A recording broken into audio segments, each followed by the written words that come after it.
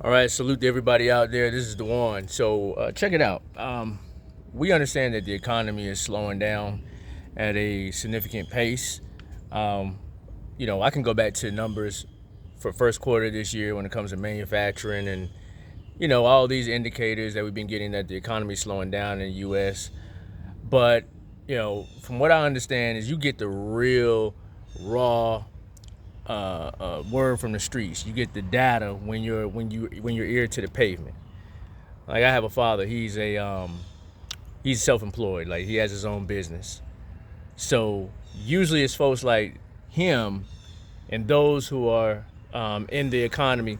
They usually have some type of ear to the ground when it comes to those type of businesses, and they're able to feel the slowdown in real time. They're able to feel when things like high interest rates trickle down, right? Tightening up the economy. People's credit card interest is going up higher. Their car loan rates is going up higher. Their home rates going up higher. So therefore, they pull back in spending, and jobs pull back in hiring. Jobs are now trying to, they're trying to retain money and save themselves. Eventually leads to a slowdown, and then that slowdown in spending discretionary leads to businesses slowing down, and therefore they have to lay off to try to stay from going under. So this is where it comes in, the idea that I truthfully believe that people who are working jobs, people who have skills, people who are self-employed, people that have those jobs and they have the skills to do jobs will have work. Their work gonna slow down, right? So it goes back to my father. Like if he feels the economy, he's gonna feel people pulling back. He's gonna feel people's discretionary spending is gonna slow down, and therefore he fixes computers. So, if people decide to just not have their computer fixed and just deal with the cracked screen for an extra five months, or deal with a computer that won't turn on for 5 months, or anything else, then that's because they're trying to hold on to their money. So I truthfully believe that the heartbeat of the economy is, of course, the small businesses, but it takes skill and it takes people who are able to do the work and able to give their time and energy out here. And I believe people who work in any kind of way, whether they're giving their time to a company or whatever they're doing as a business owner, if they're running stuff. It's a lot going on right here. It's hot outside. There's a lot of stuff flying around, a lot of bees. But they're going to feel it, and they're a lot of their discretionary income won't be spent where it needs to go, and the competition is going to be a lot more stiff.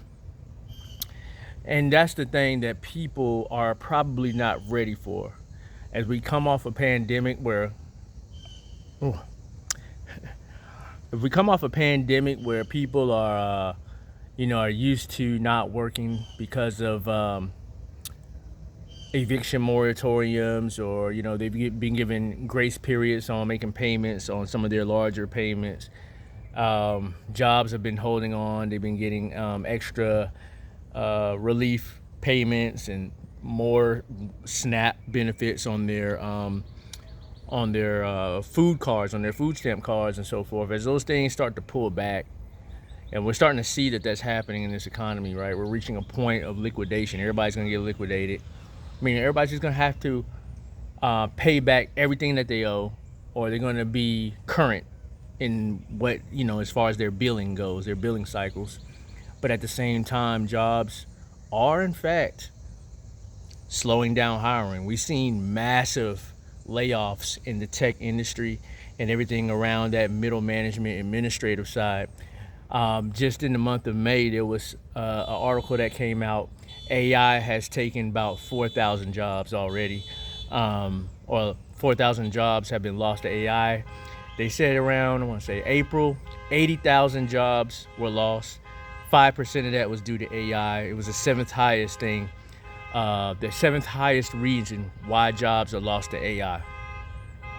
So when you think about these things, you got to think about making yourself, you're going to do what, right? I talked to my buddy about the economy. He lives in New York City, and I used to live there, so we talk on the phone all the time. And I said, how on earth is anybody supposed to maintain and even thrive, let alone thrive, in a recession, in a point where businesses may lay off, they may cut hours, but you still got bills to pay, you still got mouths to feed, and you still got a life to live. Things slow down, that means that you have to speed up. And that means become more competitive and become more ready to pivot and being proactive and preparing. So you want to keep income coming in, all right? Income is how you're able to do the things you got to do and invest. If you're an investor, I think it's very important to invest, as the value of money, in my opinion, will continue to be debased in the near term. But in order to put yourself in the best position possible while it's still possible, is acquire income, right? And the only best way to do that is to maximize yourself, maximize your skills, sell yourself, sell your experiences, network, go out, go to areas, go to places and events where you have most interest. I like to go to farmers markets. I like to go to maybe little car shows.